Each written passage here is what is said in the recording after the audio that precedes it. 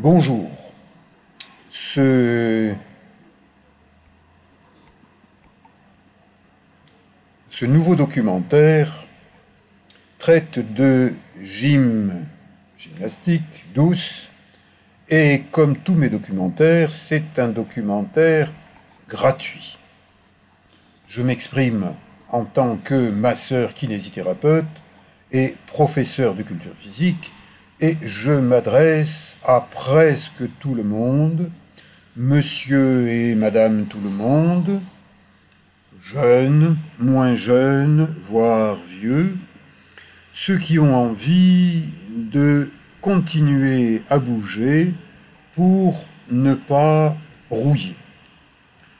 Eh bien, les pédalages figurent parmi les exercices les plus connus, les plus classiques.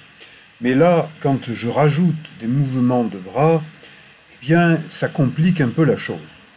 Donc, conseil de professionnel, au lieu de faire toujours la même chose, eh bien, de temps en temps, introduisez des variantes. Utilisez les bras en plus des jambes. Changez votre rythme respiratoire. Changez votre rythme de mouvement. Là, dans cette gym inspirée de la méthode Mézières, il s'agit d'étirer les muscles postérieurs, c'est-à-dire ceux qui sont à l'arrière des mollets, des cuisses, et qui continuent par les fesses, le dos et l'ensemble de la colonne vertébrale. C'est Françoise Mézières qui a constaté que beaucoup de gens sont des gens raides, c'est-à-dire qui ont laissé leurs muscles postérieurs se raccourcir, se tonifier, sans qu'ils s'en doutent, et il importe de les étirer. Mais on peut aussi utiliser d'autres mouvements. Ce que je suis en train de faire maintenant, eh bien, ça n'est pas de la gym inspirée de la méthode Mézières, mais c'est de la kinésithérapie classique.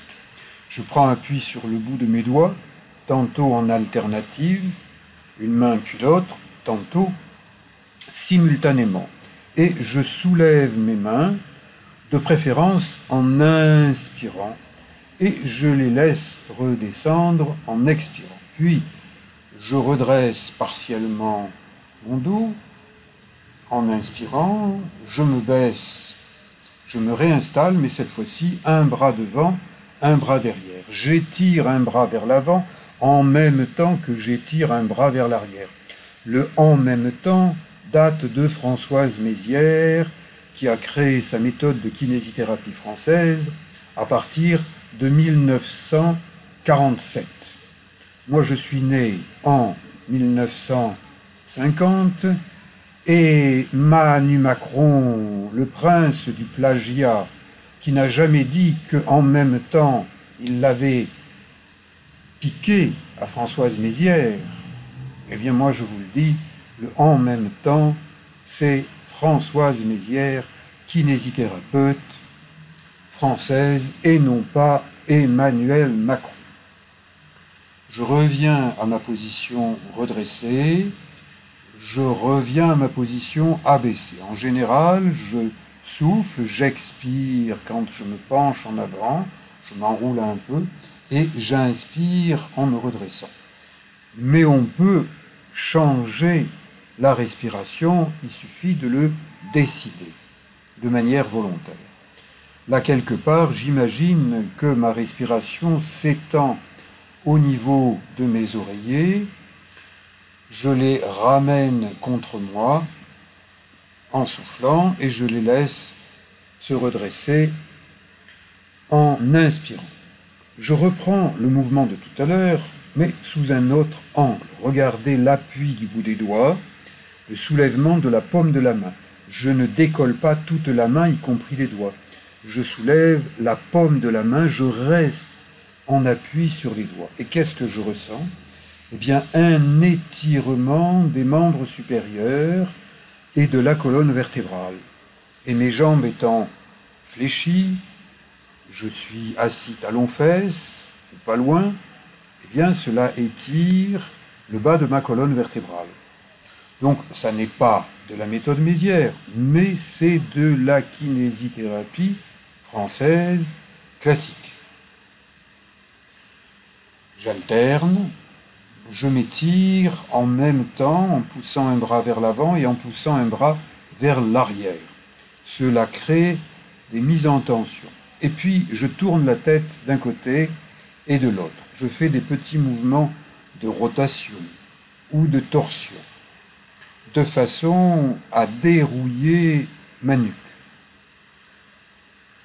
Si vous dormez sagement, sans bouger, eh bien, vous vous enraidissez. Et le matin, vous pouvez vous réveiller en disant « Oh, je me sens raide ». Eh bien, dans ce cas-là, avant de quitter votre lit, faites donc quelques exercices sur votre lit. Maintenant, si vous voulez faire au mieux, eh bien, déroulez votre tapis de gym ou de yoga à côté du lit et faites votre séance sur un tapis de gym. J'inspire, je gonfle mes poumons, je gonfle mon ventre.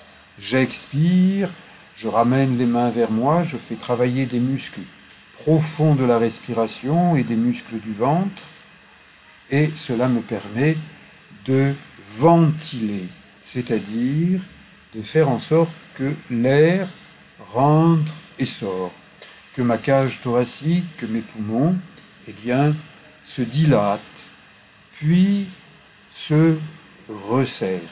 Imaginez, vous pouvez imaginer, ça n'est pas une obligation, que votre façon de respirer ressemble à l'usage d'un accordéon. Si l'accordéon, vous le posez et que vous ne touchez pas, eh bien, il ne marche pas. Si vous le prenez à deux mains et que vous l'étirez, puis que vous resserrez vos mains, que vous le comprimez, eh bien, vous avez des notes spécifiques qui sont émises par cet appareil, l'accordéon.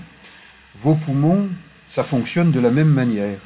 Si vous leur faites proposer de grands mouvements, eh bien, il va y avoir une respiration profonde. Si vous faites des petits mouvements, eh bien, vous allez avoir une petite respiration. Il y a des moments où on a besoin de prendre beaucoup d'air, d'avoir une respiration profonde, à d'autres moments, petits mouvements. Là, eh bien, je déroule mon dos, je le laisse se creuser légèrement. Puis, je repousse vers l'arrière et j'enroule mon dos. À nouveau, je fais un léger mouvement de rotation, torsion du cou et je rajoute un mouvement de bras, de demi-bras. Je le fais d'un côté, je le fais de l'autre côté. Puis j'étire devant, je me penche, on appuie sur mes avant-bras, sur mes coudes. Ça fait beaucoup travailler le dos. Cette gym est une gym douce, à faire en douceur, mais ne croyez pas qu'il ne se passe rien. Dans des petits mouvements, il se passe beaucoup de choses. Je reviens progressivement, vous voyez le déplacement de mes mains, un peu comme un félin, comme un chat. Et là, eh bien, j'utilise ce petit coussin et j'expire en comprimant le coussin et mon ventre, puis je le laisse se gonfler en dilatant mes poumons. Je reviens en position tête en appui et je redresse ma tête. Travail du dos, les mains se déplacent comme un gentil chat, pas pressé du tout, et je me relève et je m'abaisse. Je répète les mouvements qui me font du bien. Si un mouvement me fait mal, c'est peut-être qu'il ne me convient pas. Il convient aux uns, il ne convient pas aux autres. C'est pas parce qu'un tel fait ceci que vous pouvez le faire. Et ça n'est pas parce que quelqu'un fait ça que vous pouvez le faire. Lors de mon service militaire, j'avais un chef de section, un lieutenant, qui était, passez-moi l'expression, con comme un manche à balai. C'est-à-dire qu'il était raide, rigide, comme un manche à balai. Et le premier jour, quand on est parti courir, il nous a dit « Ce que je peux faire, vous pouvez le faire ». Eh bien, ça c'est de la connerie. Alors j'ai dit à mes copains, eh bien quand on ira au gymnase, je mettrai 100 kilos sur une barre en développé couché, et je pousserai la barre, et je dirai mon lieutenant, je peux le faire, eh bien vous pouvez le faire. Ça a dû revenir à ses oreilles. J'ai passé 2 mois en formation pour devenir sous-officier, et on n'est jamais allé au gymnase. Et tout le monde savait que c'était parce que le lieutenant avait peur d'apparaître comme ridicule par rapport à un simple soldat. Réfléchissez à ce que vous faites, faites-le au mieux de vos possibilités. Là, je vous montre un exercice tiré du Hatha Yoga. Je tends mes bras, je joins mes pouces, puis j'écarte mes pouces. Et j'essaye avec mes yeux de suivre ce mouvement. Ça a l'air facile, mais ça ne l'est pas. Et ça développe la concentration. Concentration mentale, concentration visuelle. Les deux sont souvent liés. Ne croyez pas qu'en fermant les yeux systématiquement et en disant « Ah, je sens mieux », eh bien, c'est une bonne chose. Ça n'est pas toujours bon. Là, eh bien, je pose les pieds, jambes fléchies, je place mes mains derrière ma tête et tout simplement, je relève ma tête en soufflant. Eh bien, cela fait travailler des muscles du cou. Cela fait travailler les abdominaux. Puis je place un coussin derrière ma tête pour plus de confort, parce que lorsque je ramène les genoux vers moi, eh bien, si je n'ai pas de coussin et que je suis raide, je risque d'augmenter le creux des cervicales. On appelle ça une lordose cervicale. Eh bien, je mets un coussin pour éviter de creuser ma nuque et je reprends des petits mouvements que je vous ai montrés au début de cette séance, des pédalages, des ciseaux, des battements, des petites choses qui font travailler un peu les abdominaux et un peu le reste. Puis, je me sers d'une sangle ou d'une ceinture que je passe au niveau de l'avant-pied, au niveau de l'arrondi du pied, surtout pas au milieu du pied. Et qu'est-ce que je fais? Eh bien, avec les bras, je tire en douceur sur la sangle, ce qui amène les jambes et les genoux vers moi. Et je souffle, parce que je sens une compression.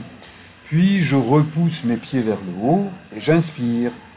Et là, eh bien, je mets en tension à la fois mes jambes et l'ensemble de ma colonne vertébrale. Je ne cherche pas à aller très loin, à forcer. Ce petit mouvement, dans cette amplitude, est déjà efficace pour faire travailler beaucoup de choses sans risquer de se faire mal. Et c'est la chose la plus importante, ne pas se faire mal. Les masochistes qui aiment avoir mal sont des malades mentaux. Je tiens la sangle d'une seule main, j'ouvre, puis je fais un changement de main et je ramène la jambe à la verticale et je la guide de l'autre côté. Puis à nouveau, je fais un changement de main pour soutenir la sangle et ouvrir en inspiration. Je place ensuite l'autre pied et je continue. Vous voyez que cela implique une torsion de l'ensemble de la colonne vertébrale, de l'ensemble du corps, de la tête aux pieds, des pieds à la tête. Attention, allez-y doucement. C'est pas parce que je vous montre quelque chose que vous pouvez faire ce quelque chose. Et si vous êtes capable de faire plus et mieux, eh bien faites plus et mieux. Moi, je suis simplement un vieux professeur de culture physique et masseur kinésithérapeute, et à 71 ans, eh bien, je continue à m'entraîner pour être en forme et pouvoir soigner manuellement, physiquement, corporellement, des patients. J'ai travaillé mon ventre, les jambes, et je sens que j'ai besoin d'un peu de repos. Prenez le temps de vous reposer, même si ça n'est pas très longtemps. Il est indispensable de se reposer. Les armées de Napoléon, qui étaient composées de forts marcheurs, eh bien, ils marchaient 55 minutes et ils s'arrêtaient 5 minutes pour se reposer. Et comme ça, eh bien, ils marchaient sur de très grandes distances, et c'est grâce à cette capacité de bien marcher que Napoléon a remporté de nombreuses victoires sur les champs de bataille. Dans ce mouvement, le même que celui que je vous ai montré précédemment, vous constatez que je ne cherche pas à tendre la jambe qui reste allongée. Je la laisse se fléchir un peu. Si je la tends trop fort, eh bien je risque de me faire mal. Or, le matin, on est souvent raide, plus raide que quand on va se coucher, donc il importe de commencer sa gym douce en y allant doucement, en ne forçant pas. Ouverture et fermeture. Inspiration, expiration. Si vous avez l'impression de vous tromper et de respirer à l'envers, eh bien rassurez-vous, on ne meurt jamais de respirer à l'envers ou à l'endroit. On meurt en s'arrêtant de respirer. Un chanteur, Pierre Perret, a dit que tonton Cristobal est mort d'avoir un jour oublié de respirer. Et il rajoute, sa distraction fatale, nous, ses copains, nous fit pleurer. Si vous voulez pleurer de rire, je vous suggère d'écouter les 3 chansons que Pierre Perret a consacrées à la période de confinement et déconfinement dans laquelle nous sommes encore plus ou moins. Eh bien, c'est à mourir de rire. Pierre Perret est un poète des temps modernes, d'aujourd'hui, comme Georges Brassens l'était précédemment. Eh bien, apprenez le sens de l'humour, développez le sens de l'humour, vous vivrez mieux que si vous tirez la gueule, comme le fait souvent Manu Macron, président de la République, qui n'a pas le sens de l'humour. Et alors il y en a un qui a encore moins le sens de l'humour, c'est Trump.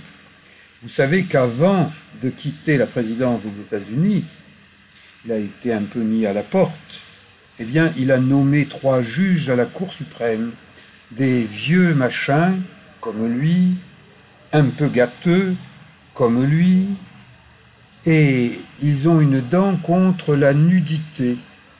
Ils ne veulent plus voir de fesses. Ces gens n'ont pas de culture française, ils ne connaissent pas les fesses de Gérard Depardieu dans Les Valseuses et d'autres films français avec Gérard Depardieu. Ils n'ont pas d'humour à la française et ils bloquent mes vidéos, ils les restreignent, uniquement visibles par les adultes, alors que de nos jours, les ados, s'ils voient une paire de fesses, eh ben, ils peuvent dire « Oh, j'en ai déjà vu d'autres hein, parce que avec mes petits écrans pour aller au lycée, bon, je vous propose d'aller voir ma vidéo « Nageur nu en Himalaya ». Je me baigne nu dans un lac à 5350 mètres d'altitude et j'attends ces donneurs de leçons, ces censeurs, pour voir s'ils sont capables de se baigner. Et imaginez Trump en train de prendre une douche. Je pense qu'il a la burqa et même en hiver le burnous. Donc je refuse le trumpisme. Je suis partisan de la nature et quand il faut mettre un carré blanc, eh bien vous voyez, je mets un rond blanc pour ne pas être choquant. Je vous dis à bientôt avec humour. Merci.